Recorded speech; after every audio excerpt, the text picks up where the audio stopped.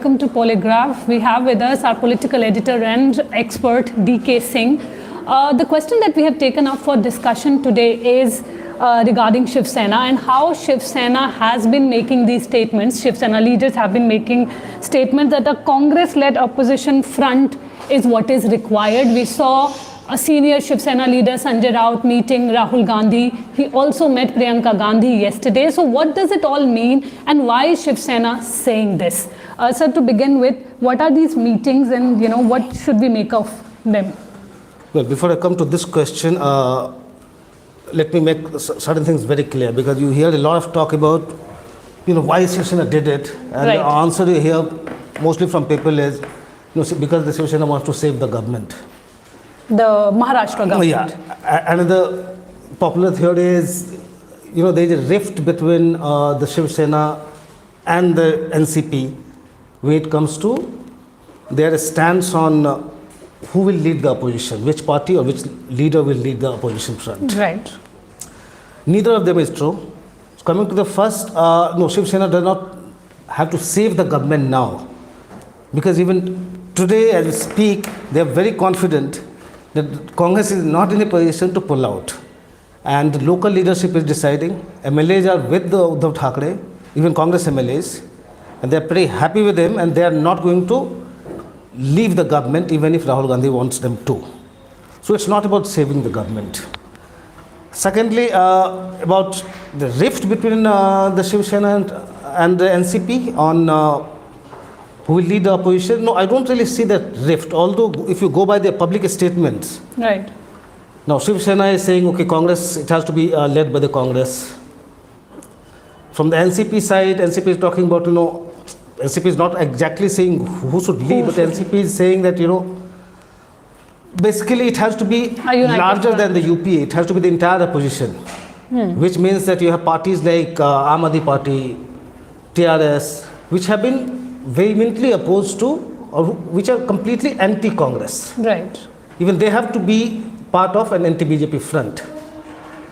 That won't happen if the Congress is leading that opposition, or if Rahul Gandhi is leading that opposition. So what NCP is hinting at was very clear when Nawab Malik was addressing a press conference a couple of days back, when he said that if Sharad Pawar could bring Congress and the Shiv Sena together, he can also bring all anti-BJP forces together. So basically NCP is pitching Sharad Pawar as the face, that he should lead that revived UPA. Shiv Sena leaders, their public stand, maybe whatever it is, all of us have heard them. But if you talk to Shiv Sena leaders, and I have been doing it for the last couple of days, just trying to make a sense of how they are looking at the situation. So their first realization there is that Mamata Banerjee as the face will not work, and what she is doing today in Goa or in the Northeast won't produce much dividend in terms of winning seats. Right. So it has, and whatever happens even in 2024, Congress will remain the largest bloc in the opposition camp if the NDA retains power. So that realization is there. At the same time, they think that because Rahul Gandhi is not coming out and proving his mettle as a leader that he has to be, then Sharad Pawar should be there to lead that front, because he has the stature to lead that anti-BJP front. So internally, Shiv Sena agrees to that position, to what NCP is hinting at. But externally. But when you talk in public, they have a different stand. So now coming back to your question, what happened in their meeting? So Sanjay Raut has met Rahul Gandhi and Priyanka Gandhi separately. Now his point again, and he talks, very freely. He is very firm and forthright when he talks. Yes. So what I have been told by Shiv Sena leaders, Raut told Rahul Gandhi very clearly that, well, without the Congress, the opposition front has no meaning, but you better start leading. Otherwise, some other party will take over. So it's not like Mamata Banerjee saying earlier that, because the Congress cannot lead, somebody else has to take over. It's a nuanced change here. Shiv Sena is saying that you have to lead, and if you don't lead, then somebody may come. And this is when he invited Rahul Gandhi also that, you know, you have to actually reach out to people. It's not like other parties will be coming to you. So Shiv Sena leaders' understanding is that you cannot be like, as Sharad Pawar once said, you cannot be the Jamindar, behaving like Jamindar, that okay, others will be coming to you and beseeching, Correct. you know, for different things. So you have to go out. So when the talk about Shiv Sena inviting Rahul Gandhi to meet Uddhav Thackeray, it was another way of saying that, you know, you have to go out. It's not Uddhav Thackeray. You have to go out to meet other regional leaders. Try to bring them together. So that was first part. Second part is with Priyanka's meeting, of course, as we know that Shiv Sena wants to contest on a certain number of seats in Uttar Pradesh also. Yes. That's why Priyanka Gandhi being the General Secretary in charge of UP, they had to talk. In Goa also, they want a couple of seats in an alliance with the Congress. Coming to the larger picture, you know, what the Shiv Sena is trying to do. So while you see Mamata Banerjee trying to go solo, trying to basically, you know, get defectors from the Congress and other parties to build her party outside West Bengal, Shiv Sena does not have that kind of luxury. So it has no presence whatsoever outside Maharashtra. West Bengal being what it is, you know, in Tripura you have Bengali population, and then again, you know, many congressmen who are Congress leaders who are unhappy with the party today, they are looking at Trinamool Congress as a possible alternative. But Shiv Sena leaders believe that, you know, the people who are going to Trinamool Congress are mostly has-beens or have-beens, and they won't really make much of a difference.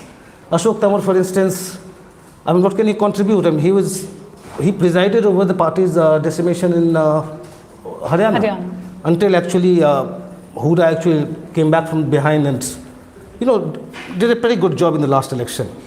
But Ashok Tamar, what did he bring on the table? So even other leaders they talk about, yes, Meghalaya leaders, Meghalaya MLAs bring something on the table for the TMC.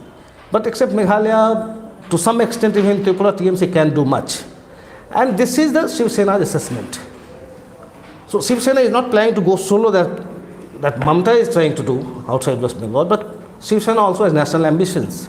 See, in Dadra and Nagar Haveli, first time they have got a seat now, and a Lok Sabha seat outside Maharashtra, because they got Delkar's widow to contest on Shiv Sena ticket.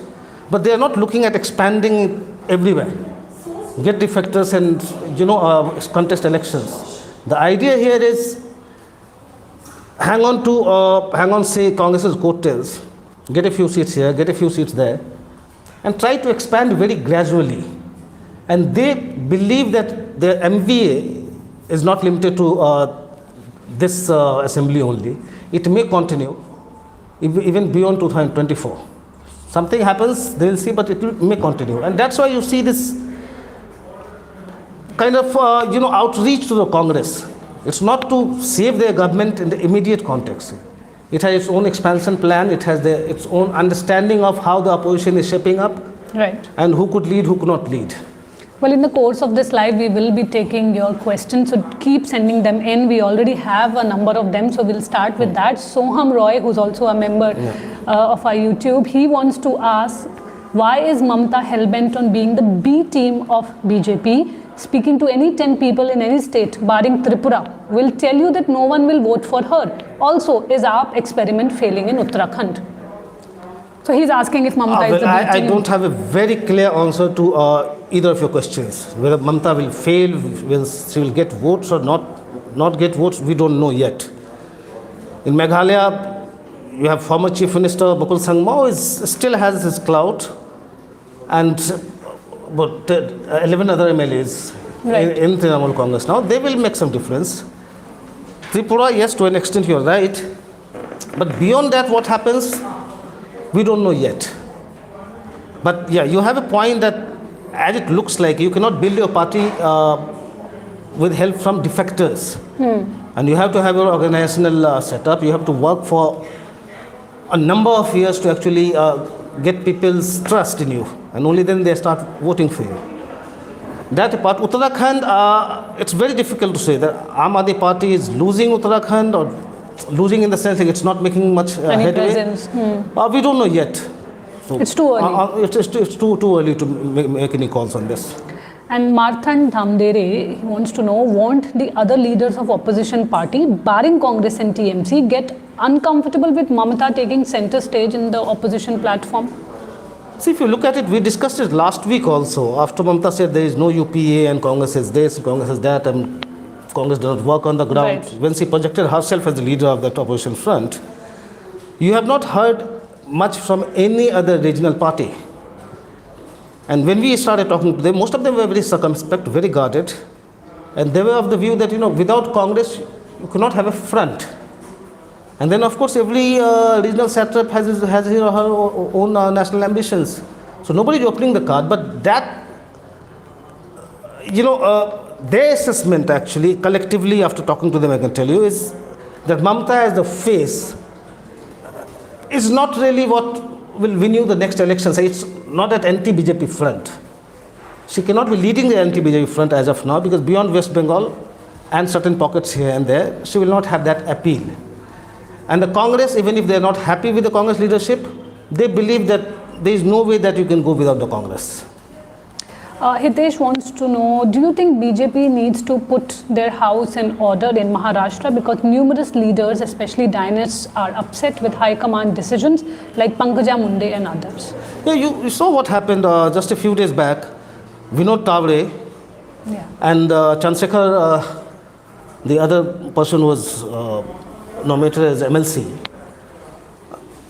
Vinod Tavre, both of them were denied tickets in 2019 assembly election. And Tavre especially, because Chandrasekhar was, of course, he was still pally with Fadnavis, although he was also denied ticket. But making Tavre the National General Secretary was a big signal to Fadnavis that the way he is running the party, in the sense he is the face, he is not the president, but he is the face. The way he is running, the way he is dealing with the leaders is not acceptable to the BJP High Command, and he will have to change. So his wings have been clipped, of course.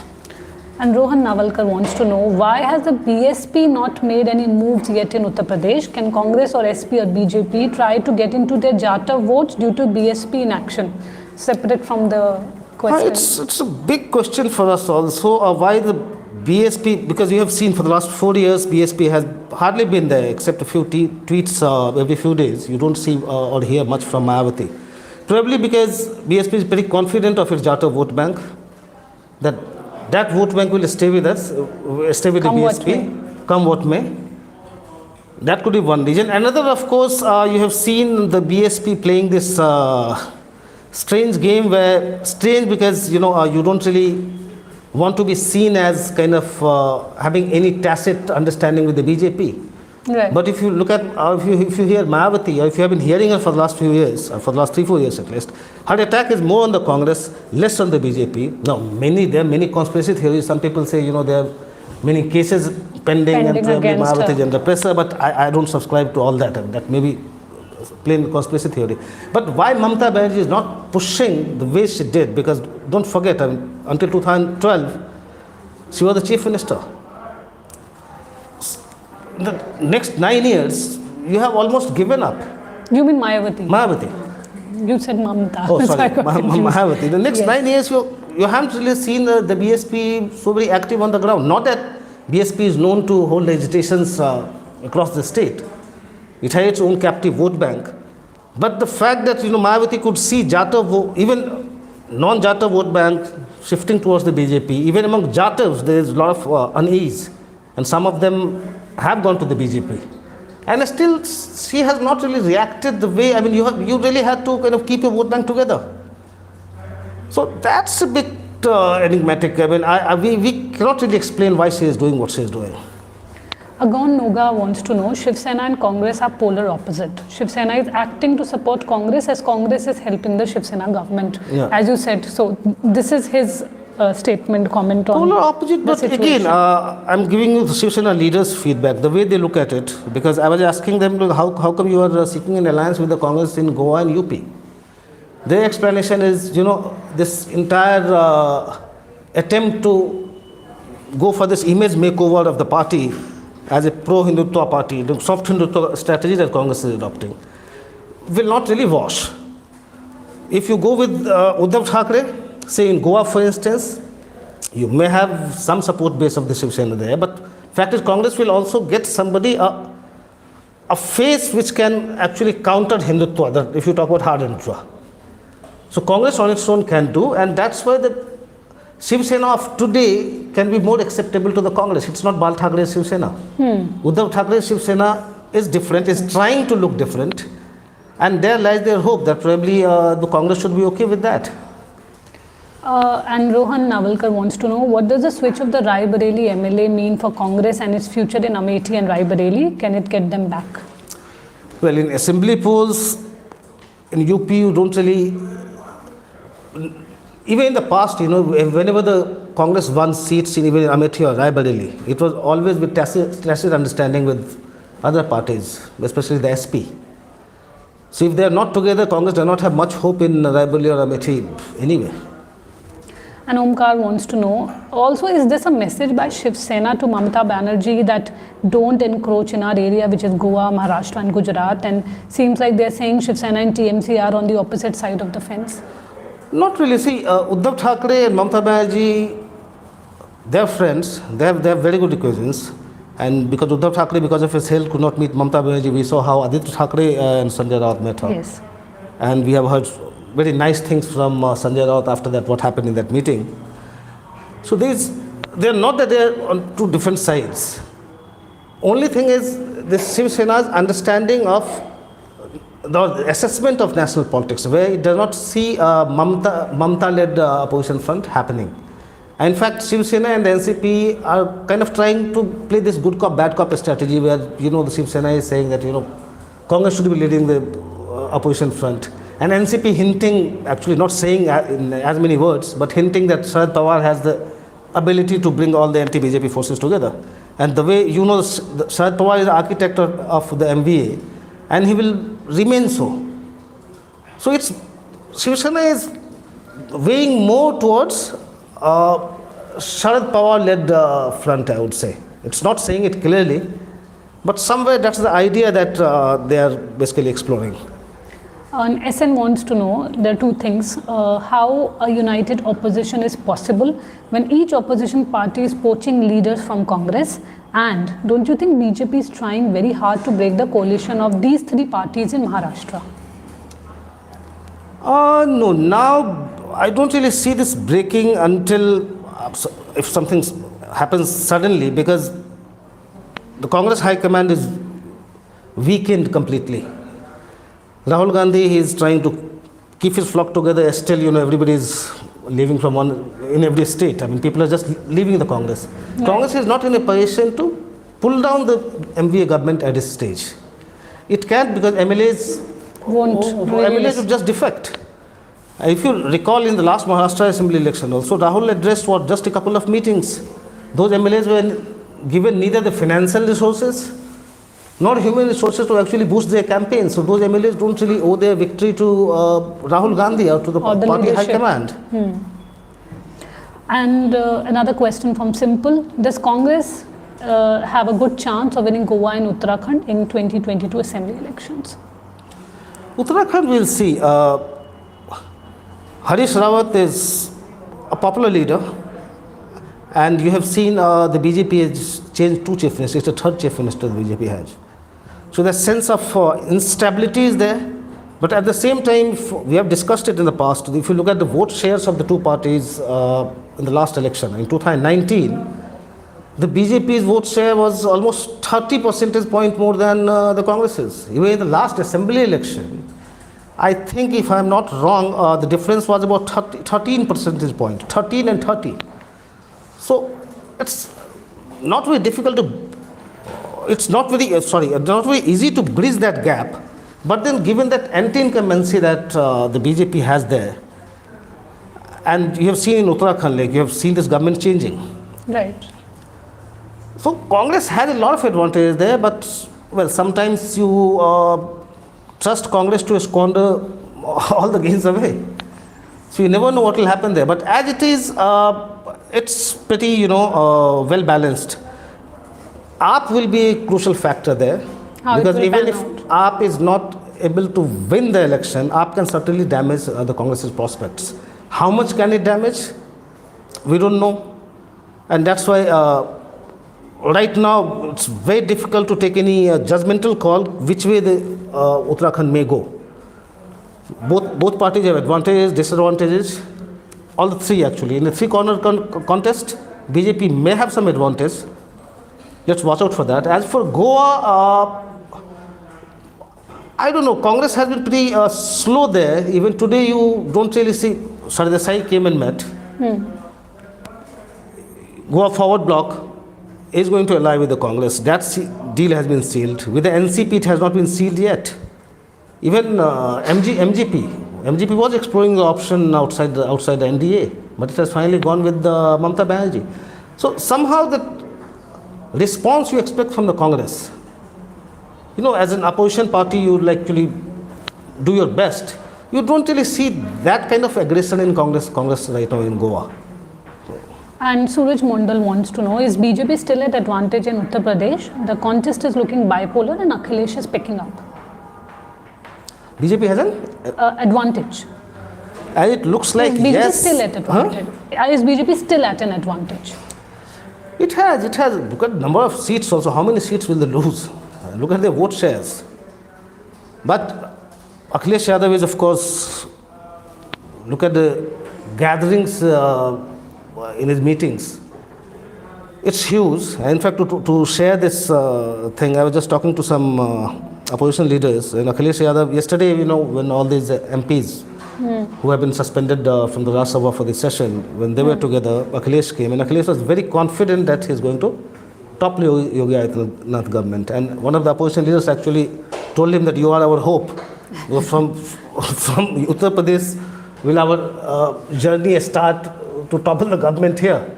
So everybody is hoping. There's a lot of hope in the opposition front. But in UP, Akhilesh is also, this time it's a very, he's working very smartly. You see many, you see him bringing different caste groups together, their leaders together, and trying to build a coalition of castes and subcastes. How will it work? We don't know, but see, again, as Amit Shah says, as the Prime Minister says, that arithmetic doesn't work, it's the chemistry that finally works. For us as political observers, we'll hit the field soon. We'll see where it's chemistry or arithmetic, which is actually playing a bigger role. But if you look at his alliance partners, Rajbhar, Apna Dal's, the other faction of the Apna Dal, you have then RLD, and there are many other small factions. The strategy the BJP has adopted in 2017 by bringing together a coalition of caste leaders, Akhilesh is pursuing the same strategy this time. So let's see how it finally works out.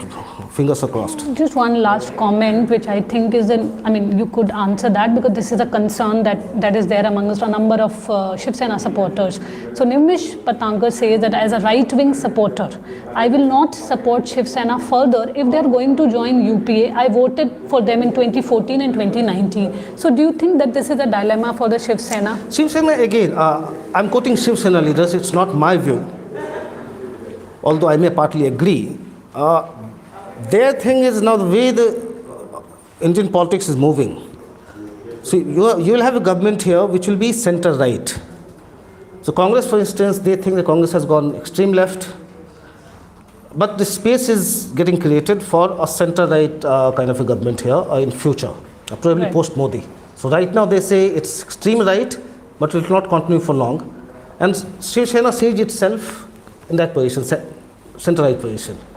And it sees some opportunity for itself, not just in Maharashtra and outside. And this is where it is actually hoping that Congress will also probably revise its stand and rethink about its strategy and look at that centre-right position.